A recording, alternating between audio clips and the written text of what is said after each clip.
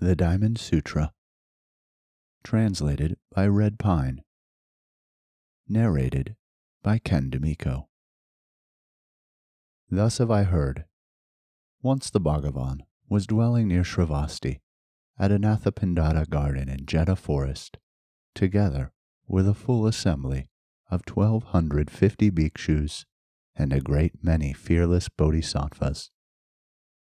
One day, before noon, the Bhagavan put on his patched robe and picked up his bowl and entered the capital of Shravasti for offerings.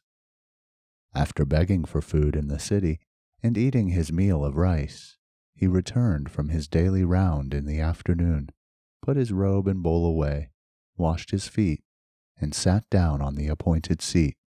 After crossing his legs and adjusting his body, he turned his awareness to what was before him.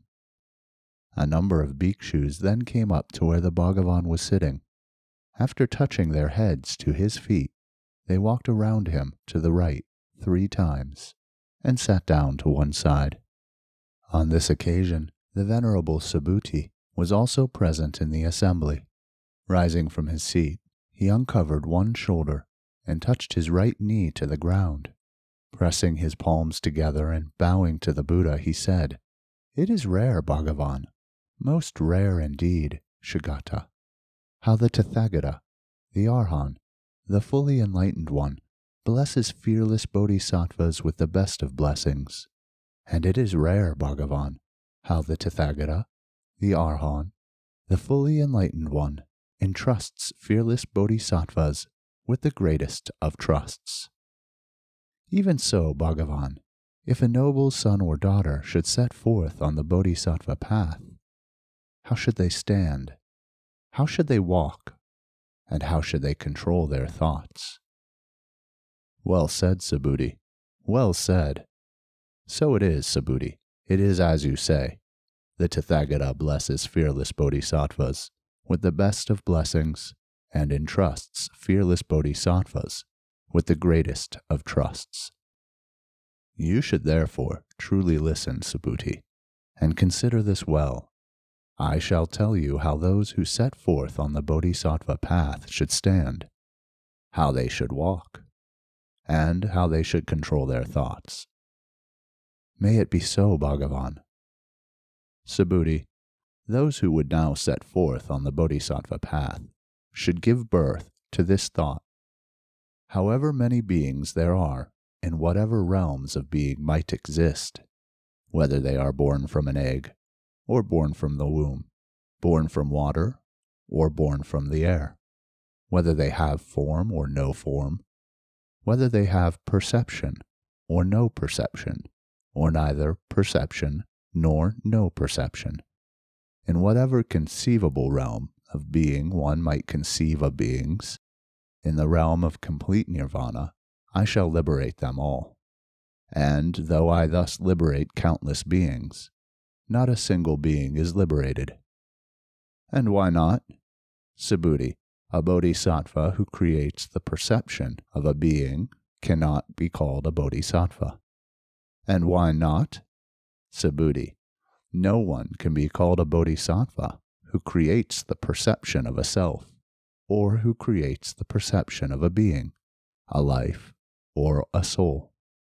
Moreover, Subhuti, when bodhisattvas give a gift, they should not be attached to a thing.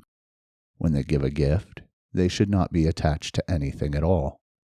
They should not be attached to a sight when they give a gift, nor should they be attached to a sound, a smell, a taste, a touch, or a dharma when they give a gift. Thus, Subhuti, fearless bodhisattvas should give a gift without being attached to the perception of an object. And why? Subhuti, the body of merit of those bodhisattvas who give a gift without being attached is not easy to measure. What do you think, Subhuti? Is the space to the east easy to measure? No, it is not, Bhagavan. Likewise, is the space to the south, to the west, the north, in between, above, below, or in any of the 10 directions easy to measure? No, it is not, Bhagavan. So it is, Subhuti. The body of merit of those bodhisattvas who give a gift without being attached is not easy to measure. Thus, Subhuti, those who set forth on the bodhisattva path should give a gift without being attached to the perception of an object. What do you think, Subhuti? Can the Tathagata be seen by means of the possession of attributes? No, indeed, Bhagavan. The Tathagata cannot be seen by means of the possession of attributes. And why not? Bhagavan, what the Tathagata says is the possessor of attributes is no possession of attributes. Since the possession of attributes is an illusion, Subhuti, and no possession of attributes is no illusion, by means of attributes that are no attributes, the Tathagata can indeed be seen.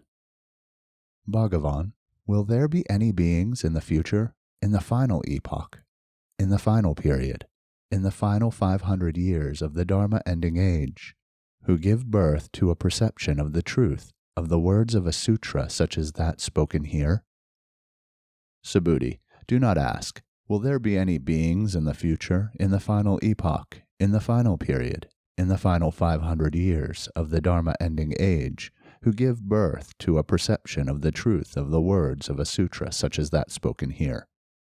Surely, Subhuti, in the future, in the final epoch, in the final period, in the final 500 years of the Dharma-ending age, there will be fearless bodhisattvas who are capable, virtuous, and wise, who give birth to a perception of the truth of the words of a sutra, such as that spoken here.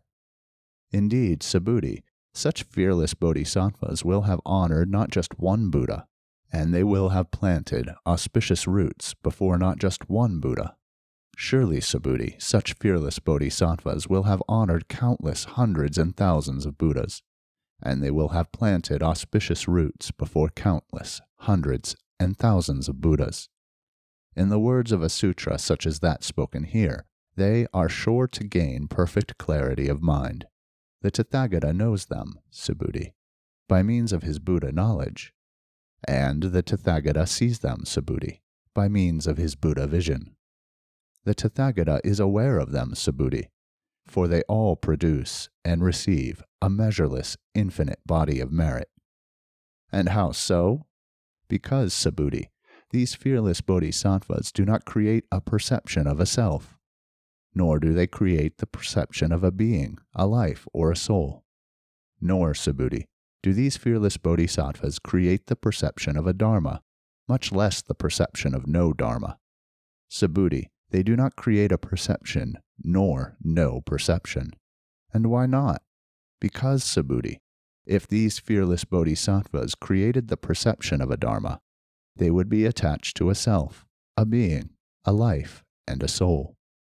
Likewise, if they created the perception of no dharma, they would be attached to a self, a being, a life, and a soul. And why not? Because surely, Subhuti, fearless bodhisattvas do not cling to a dharma, much less to no dharma. This is the meaning behind the Tathagata's saying, a dharma teaching is like a raft. If you should let go of dharmas, how much more so no dharmas? What do you think, Subhuti? Did the Tathagata realize any such dharma as unexcelled perfect enlightenment? And does the Tathagata teach any such dharma? Bhagavan, as I understand the meaning of what the Buddha says, the Tathagata did not realize any such dharma as unexcelled perfect enlightenment, nor does the Tathagata teach such a dharma. And why? Because this dharma realized and taught by the Tathagata is incomprehensible and inexpressible, and neither a dharma nor no dharma. And why? Because sages arise from what is uncreated. Subhuti, what do you think? If some noble son or daughter filled the billion worlds of this universe with the 7 jewels and gave them as a gift to the Tathagatas, the Arhans, the fully enlightened ones, would the body of merit produced as a result by this noble son or daughter be great? Great indeed, Bhagavan. The body of merit produced as a result by that noble son or daughter would be great, Shakyamuni. And how so? Bhagavan, whatever is said by the Tathagata to be a body of merit is said by the Tathagata to be no body. Thus does the Tathagata speak of a body of merit as a body of merit. Subhuti, if instead of filling the billion worlds of this universe with the 7 jewels, and giving them as a gift to the Tathagatas, the Arhans, the fully enlightened ones, this noble son or daughter grasped but one 4-line gatha of this Dharma teaching and made it known and explained in detail to others, the body of merit produced as a result would be immeasurably, infinitely greater. And how so? Subhuti, from this is born the unexcelled perfect enlightenment of Tathagatas, Arhans, and fully enlightened ones. From this are born Buddhas and Bhagavans. And how so? Buddha Dharmas, Subhuti, Buddha Dharmas, are spoken of by the Tathagata as no Buddha Dharmas. Thus they are called Buddha Dharmas. Tell me, Subhuti, do those who find the river think, I have attained the goal of finding the river? No, indeed, Bhagavan. Those who find the river do not think, I have attained the goal of finding the river. And why not? Bhagavan, they do not find any such dharma. Thus they are said to find the river. They do not find a sight, nor do they find a sound, a smell, a taste, a touch, or a dharma. Thus they are said to find the river. Bhagavan, if those who found the river should think, I have attained to the goal of finding the river, they would be attached to a self. They would be attached to a being, a life, and a soul. Tell me, Subhuti, do those who return once more think, I have attained the goal of returning once more? No, indeed, Bhagavan. Those who return once more do not think, I have attained the goal of returning once more. And why not? Bhagavan, they do not find any such dharma as returning once more. Thus they are said to return once more. Tell me, Subhuti, do those who return no more think, I have attained the goal of returning no more? No, indeed, Bhagavan, those who return no more do not think, I have attained the goal of returning no more. And why not? Bhagavan, they do not find any such dharma as returning no more. Thus they are said to return no more. Tell me, Subhuti, do those who are free from rebirth think, I have attained freedom from rebirth? No, indeed, Bhagavan, those who are free from rebirth do not think, I have attained freedom from rebirth. And why not? Bhagavan, there is no such dharma as freedom from rebirth. Thus they are said to be free from rebirth. If, Bhagavan, those who are free from rebirth should think, I have obtained freedom from rebirth, they would be attached to a self. They would be attached to a being, a life, and a soul. And how so? Bhagavan, the Tathagata, the Arhan, the fully enlightened one, has declared that I am foremost among those who dwell free of passion. Bhagavan, although I am free from rebirth and without desires, I do not think I am free from rebirth and without desires. Bhagavan, if I thought I have obtained freedom from rebirth, the Tathagata would not have singled me out by saying, foremost among those who dwell free of passion is the noble son Subhuti, for he dwells nowhere at all. Thus is he called one who dwells free of passion, who dwells free of passion. Subhuti, what do you think? Did the Tathagata obtain any such dharma in the presence of Dipankara Tathagata, the Arhan, the fully enlightened one? No, indeed, Bhagavan. The Tathagata did not obtain any such dharma in the presence of Dipankara Tathagata, the Arhan, the fully enlightened one. Subhuti, if any bodhisattva should thus claim, I shall bring about the transformation of a world, such a claim would be untrue. And how so? The transformation of a world, Subhuti, the transformation of a world, is said by the Tathagata to be no transformation. Thus is it called the transformation of a world. Therefore, Subhuti, fearless bodhisattvas should thus give birth to a thought that is not attached and not give birth to a thought attached to anything. They should not give birth to a thought attached to a sight, nor should they give birth to a thought attached to a sound, a smell, a taste, a touch, or a dharma. Subhuti, imagine a person with an immense, perfect body whose self-existence is like that of Mount Sumeru. What do you think, Subhuti? Would such self-existence be great? Great indeed, Bhagavan. Such self-existence would be great, Shakyamuni. And why? Because self-existence, Bhagavan, self-existence, is said by the Tathagata to be no existence. Thus is it called self-existence. Because, Bhagavan, it is neither existence nor no existence. Thus is it called self-existence. Subhuti, what do you think? If there were as many rivers as there are grains of sand in the great river of the Ganges, would the number of grains of sand in all those rivers be great? The number of rivers would be great, Bhagavan. How much more so their grains of sand? I shall tell you, Subhuti, so you shall know. If a man or woman filled as many worlds as there are grains of sand in all those rivers with the 7 jewels, and gave them as a gift to the Tathagatas, the Arhans, the fully enlightened ones, what do you think, Subhuti? Would the body of merit produced as a result by that man or woman be great? It would be great, Bhagavan. Great indeed, Shakyamuni. The body of merit produced as a result by that man or woman would be immeasurable and infinite. Subhuti, if, then, a man or woman filled as many worlds as that with the 7 jewels, and gave them as a gift to the Tathagatas, the Arhans, the fully enlightened ones, and a noble son or daughter grasped but one 4-line gatha of this Dharma teaching, and made it known and explained to others, the body of merit produced as a result would be immeasurably, infinitely greater.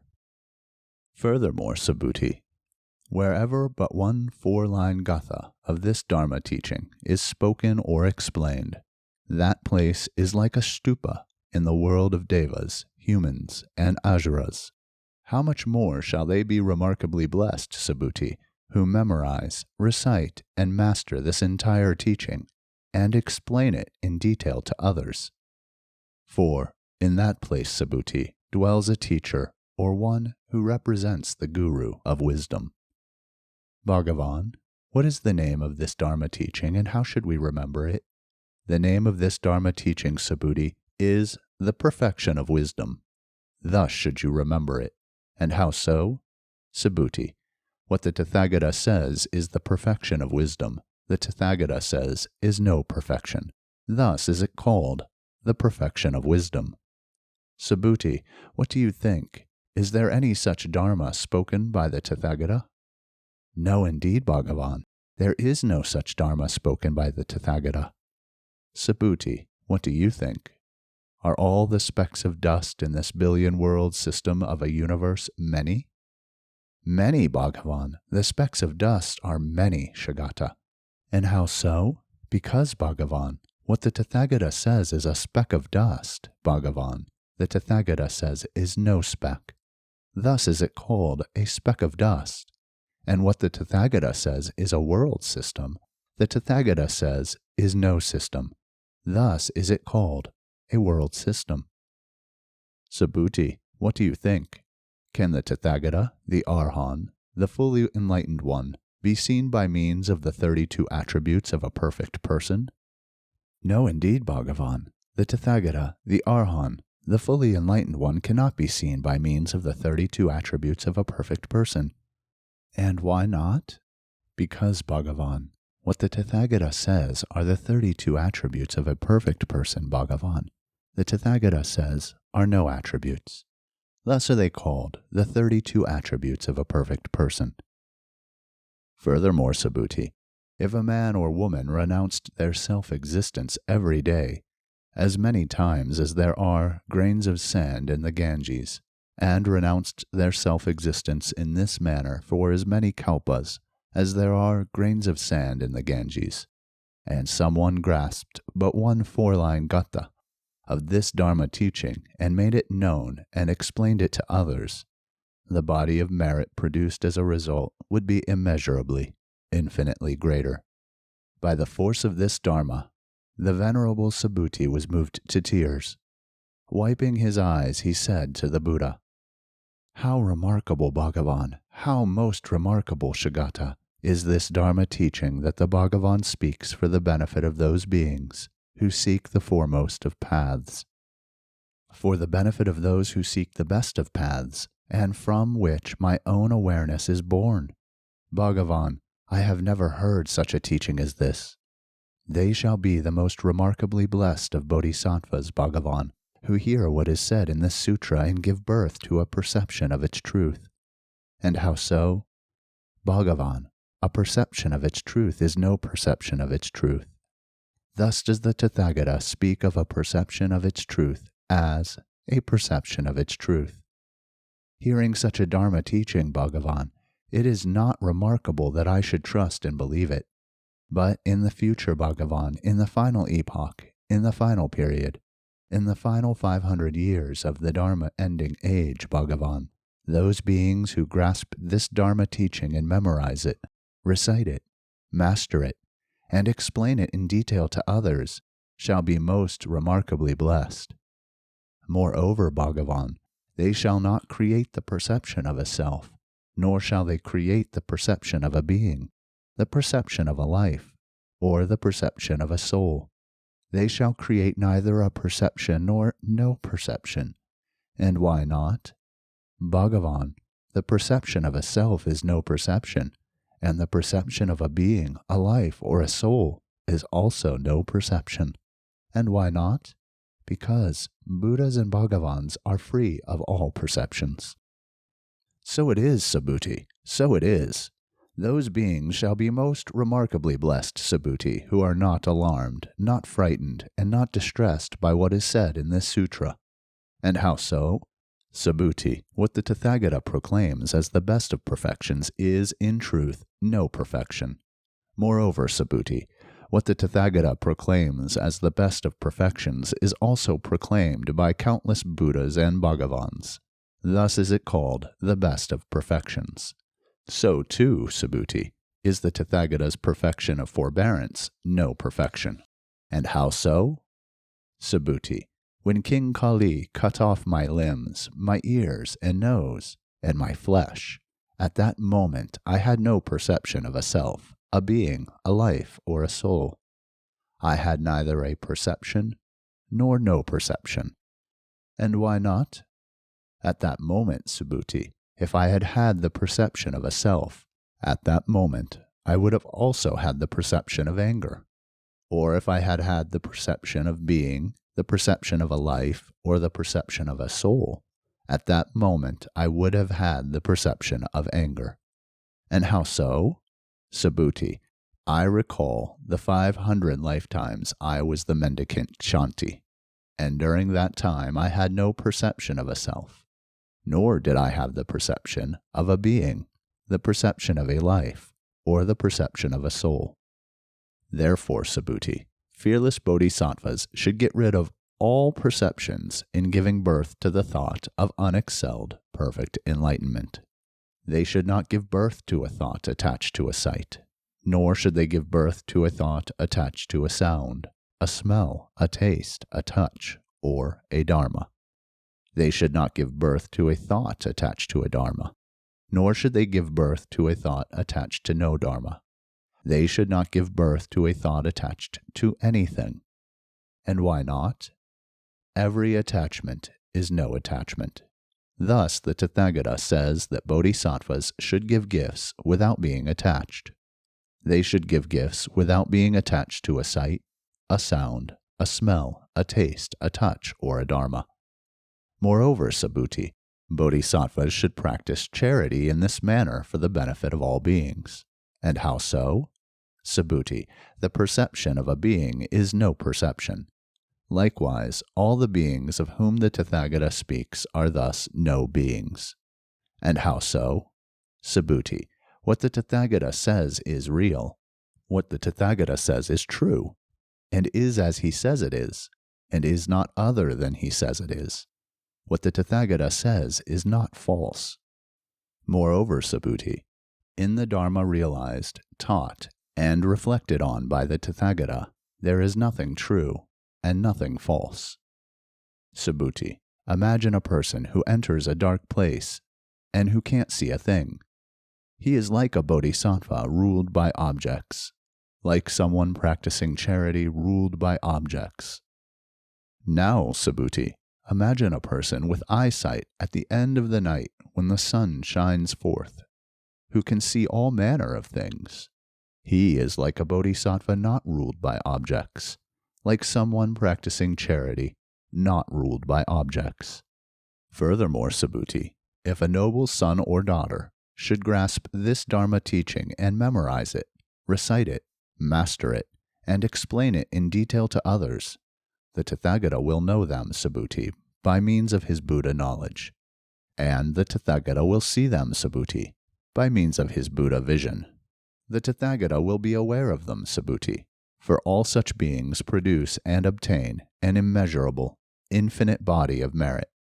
Furthermore, Subhuti, if a man or woman renounced their self-existence during the morning as many times as there are grains of sand in the Ganges, and likewise renounced their self-existence during midday as many times as there are grains of sand in the Ganges, and renounced their self-existence during the afternoon as many times as there are grains of sand in the Ganges, and renounced their self-existence in this manner for many hundreds and thousands of millions and trillions of kalpas, and someone heard this Dharma teaching and did not reject it, the body of merit produced as a result would be immeasurably, infinitely greater.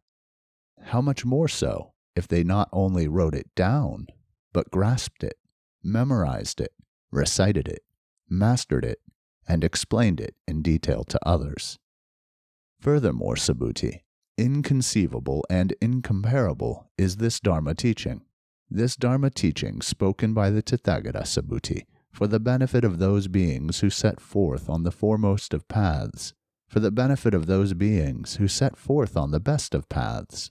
For if someone grasps, memorizes, recites, and masters this Dharma teaching and explains it in detail to others, the Tathagata will know them, Subhuti, by means of his Buddha knowledge, and the Tathagata will see them, Subhuti, by means of his Buddha vision.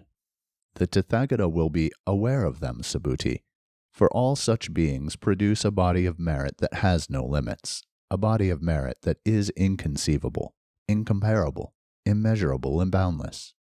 For all such beings as these, Subhuti, likewise wear enlightenment upon their shoulders. And how so? Subhuti, this Dharma teaching cannot be heard by beings of lesser aspiration, not by those who mistakenly perceive a self, nor by those who mistakenly perceive a being, a life, or a soul.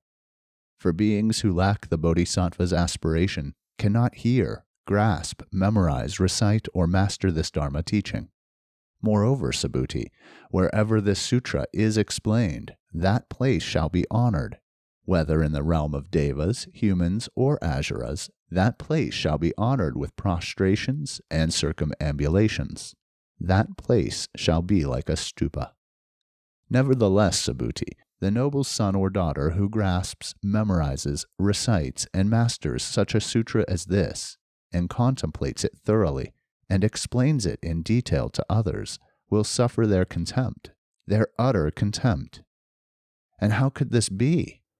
Subhuti, the bad karma created by these beings in their past lives should result in an unfortunate rebirth. But now, by suffering such contempt, they put an end to the bad karma of their past lives and attain the enlightenment of Buddhas.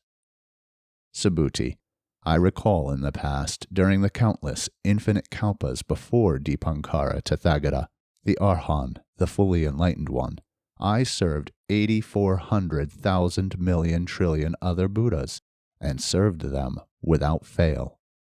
Nevertheless, Subhuti, although I served those Buddhas and Bhagavans, and served them without fail, in the future, in the final epoch, in the final period, in the final 500 years of the Dharma-ending age, the body of merit of the person who grasps, memorizes, recites, and masters such a sutra as this, and explains it in detail to others, will exceed my former body of merit, not by 100-fold, or 1,000-fold, or 100,000-fold, or 1,000,000-fold, or 100 millionfold, or 1,000 millionfold, or 100,000 millionfold, but by an amount that cannot be measured, calculated, illustrated, characterized, or even imagined.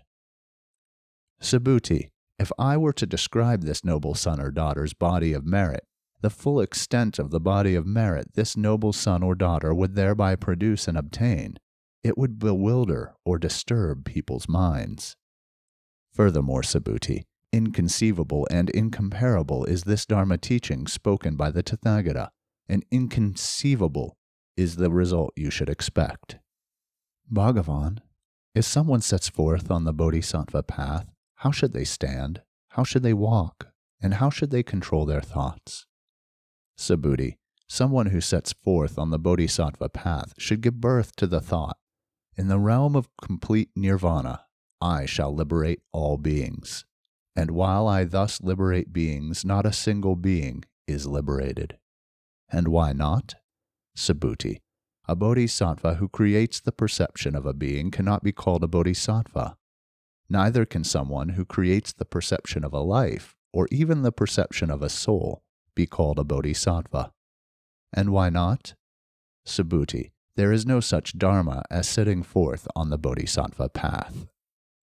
What do you think, Subhuti? When the Tathagata was with Dipankara Tathagata, did he realize any such dharma as unexcelled perfect enlightenment?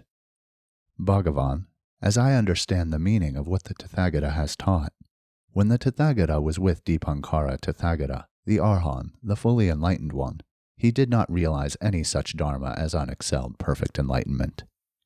So it is, Subhuti, so it is. When the Tathagata was with Dipankara Tathagata, the Arhan, the fully enlightened one, he did not realize any such dharma as unexcelled perfect enlightenment.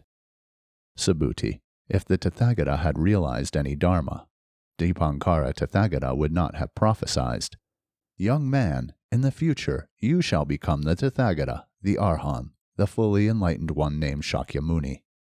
Subhuti, it was because the Tathagata, the Arhan, the fully enlightened one, did not realize any such dharma as unexcelled perfect enlightenment, that Dipankara Tathagata prophesied, Young man, in the future you shall become the Tathagata, the Arhan, the fully enlightened one named Shakyamuni. And how so? Tathagata, Subhuti, is another name for what is truly real. Tathagata, Subhuti, is another name for the Dharma with no beginning. Tathagata, Subhuti, is another name for the end of dharmas. Tathagata, Subhuti, is another name for what never begins. And how so?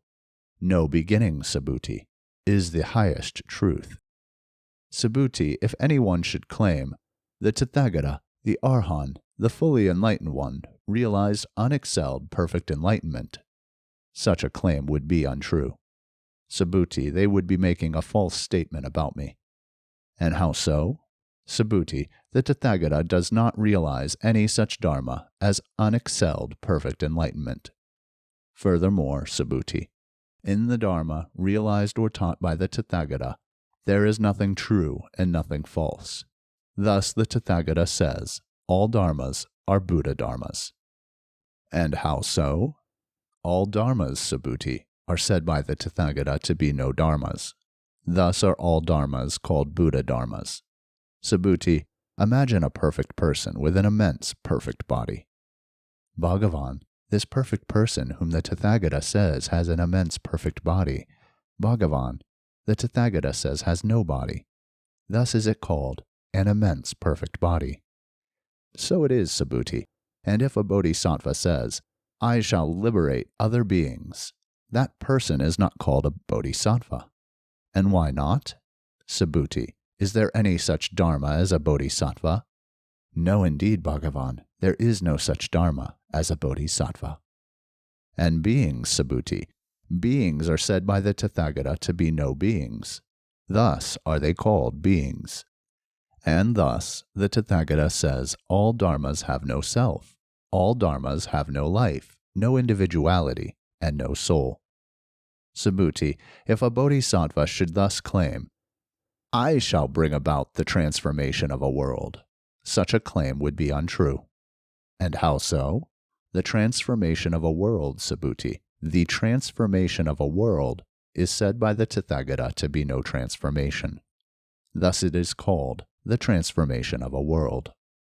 Subhuti, when a bodhisattva resolves on selfless dharmas as selfless dharmas, the Tathagata, the Arhan, the fully enlightened one, pronounces that person a fearless bodhisattva.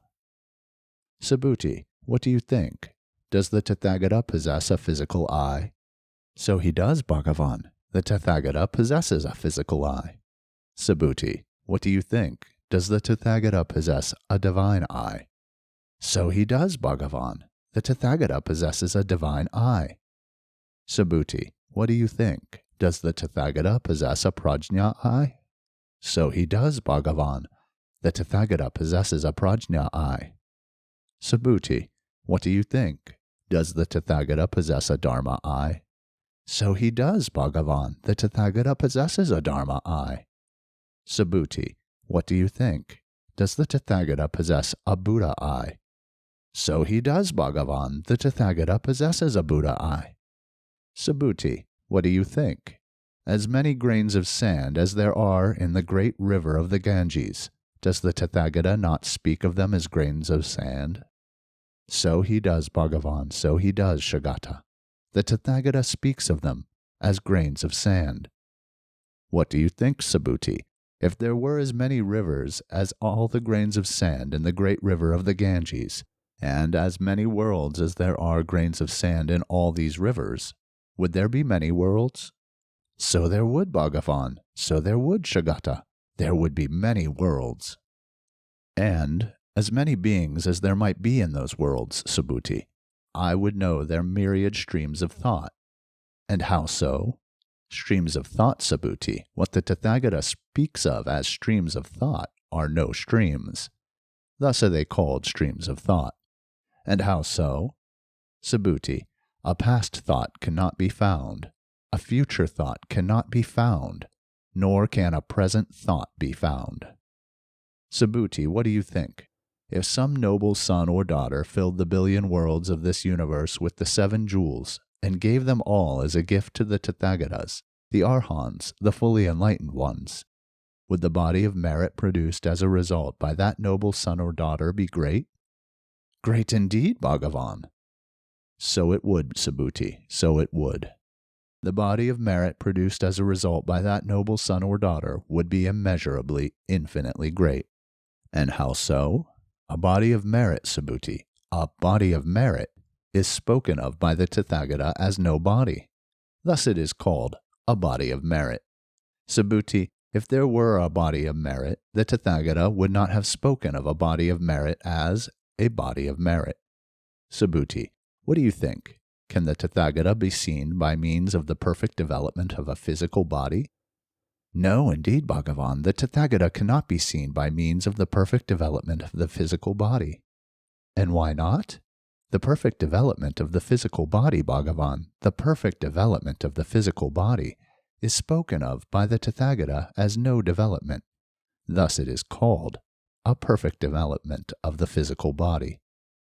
Subhuti, what do you think? Can the Tathagata be seen by means of the possession of attributes?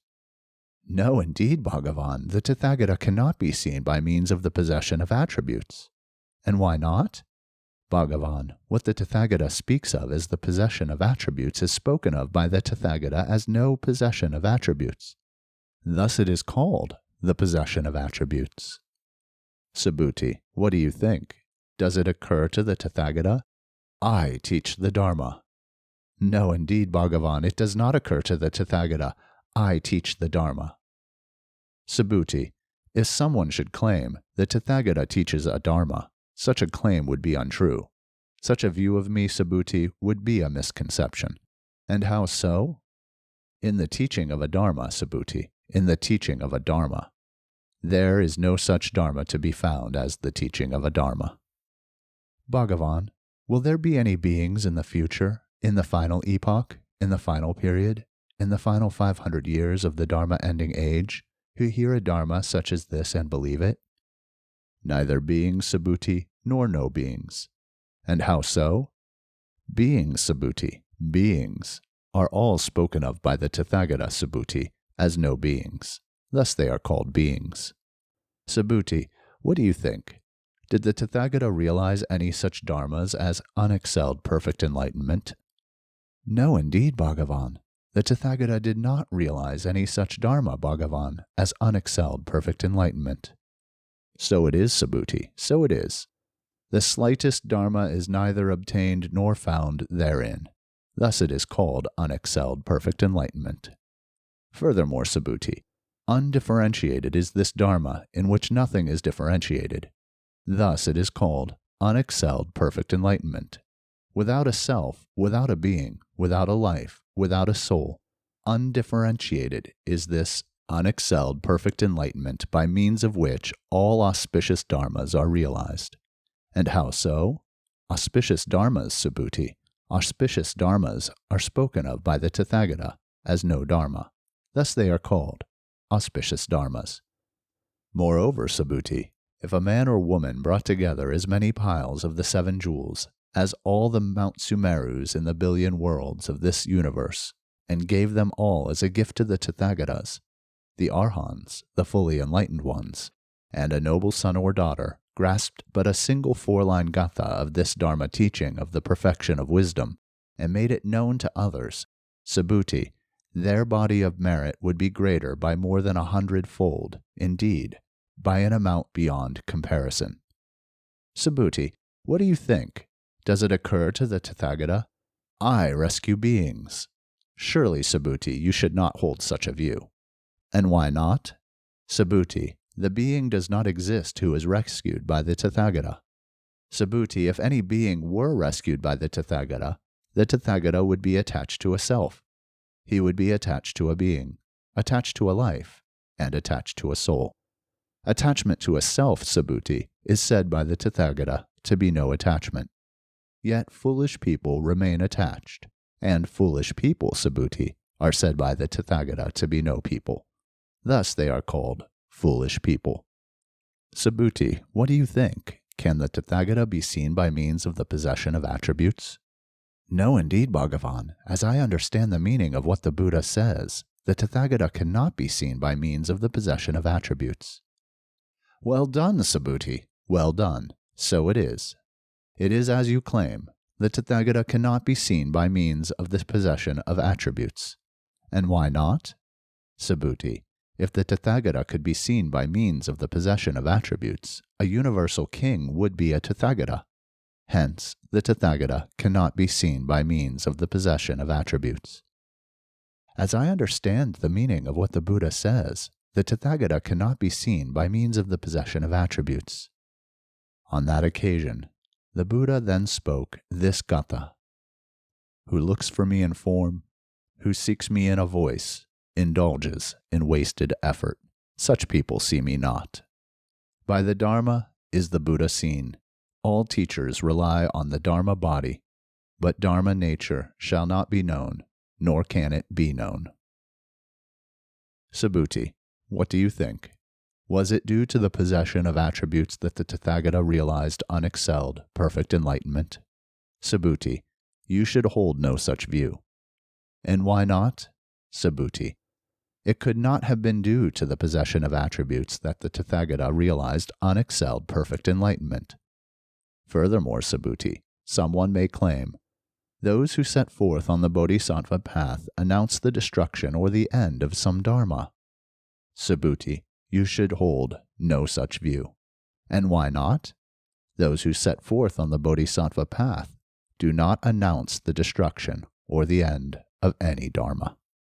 Furthermore, Subhuti, if a noble son or daughter took as many worlds as there are grains of sand in the Ganges, and covered them with the 7 jewels, and gave them as a gift to the Tathagata, the Arhans, the fully enlightened ones, and a bodhisattva gained an acceptance of the selfless, birthless nature of dharmas, the body of merit produced as a result would be immeasurably, infinitely greater. And yet, Subhuti, this fearless bodhisattva would not obtain a body of merit. But surely, Bhagavan, this bodhisattva would obtain a body of merit. They would, Subhuti, but without grasping it. Thus is it called obtaining. Furthermore, Subhuti, if anyone should claim that the Tathagata goes or comes or stands or sits or lies on a bed, Subhuti, they do not understand the meaning of my words. And why not? Subhuti, those who are called Tathagatas do not go anywhere, nor do they come from anywhere. Thus they are called Tathagatas, Arhans, fully enlightened ones. Furthermore, Subhuti, if a son or daughter took as many worlds as there are specks of dust in a billion-world universe, and by an expenditure of limitless energy ground them into a multitude of atoms, Subhuti, what do you think? Would there be a great multitude of atoms? So there would, Bhagavan, so there would, Shakyamuni. There would be a great multitude of atoms. And why? If a great multitude of atoms existed, Bhagavan, the Tathagata would not have spoken of a multitude of atoms. And why? Bhagavan, this multitude of atoms of which the Tathagata speaks is said by the Tathagata to be no multitude. Thus is it called a multitude of atoms. Also, Bhagavan, this billion-world universe of which the Tathagata speaks is said by the Tathagata to be no universe. Thus is it called a billion-world universe. And how so? Bhagavan, if a universe existed, attachment to an entity would exist. But whenever the Tathagata speaks of attachment to an entity, the Tathagata speaks of it as no attachment. Thus is it called attachment to an entity. Subhuti, attachment to an entity is inexplainable and inexpressible, for it is neither a dharma nor no dharma. Foolish people, though, are attached. And how so? Subhuti, if someone should claim that the Tathagata speaks of a view of a self, or that the Tathagata speaks of a view of a being, a view of a life, a view of a soul, Subhuti, would such a claim be true? No, indeed, Bhagavan. No, indeed, Shakyamuni. Such a claim would not be true. And why not? Bhagavan, when the Tathagata speaks of a view of a self, the Tathagata speaks of it as no view. Thus it is called a view of a self. Indeed, Subhuti, so it is. Those who set forth on the bodhisattva path know, see, and believe all dharmas, but know, see, and believe them without being attached to the perception of a dharma. And why not? The perception of a dharma, Subhuti, the perception of a dharma, is said by the Tathagata to be no perception. Thus is it called the perception of a dharma.